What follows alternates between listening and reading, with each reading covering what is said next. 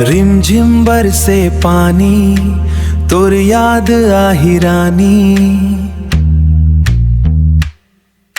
दिल के कोना कोना बस गे हवरे जैसे कहानी।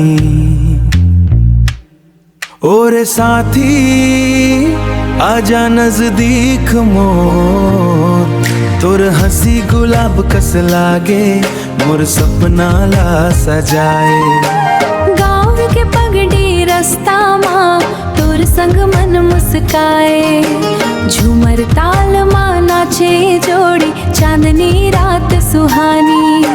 नागपुर सुरमा गूंजे माया छत्तीसगढ़ के कहानी। धीरे धीरे दिल ये बोले तोर बिना कुछ नहीं लागे, नैना मोर बस तोला खोजे रात दिन तोला ही जोगे।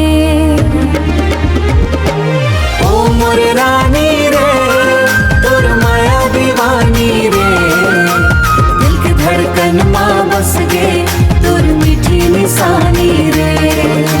संग तोर जीना है संग मरना है, जन्म जन्म तक बस तोर होना है करना है। सावन के भीगे मौसम माँ तोर चुनरी लहराए, मोर हृदय के हर धड़कन तोर नाव गुनगुनाए। मेला घूमन हाथ पकड़ के देखन सपना सुहाना, तोर संग हर दिन लागे जैसे प्यार के जमाना। हो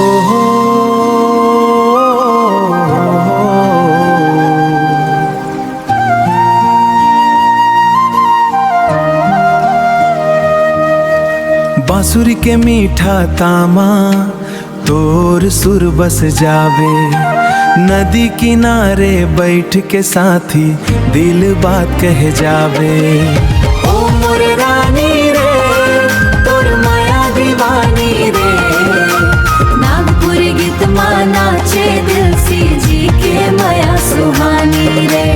आजा मोर बाहों माँ दूर कहीं खो जाबो, तोर संग जिंदगी ला मिलके सजाबो।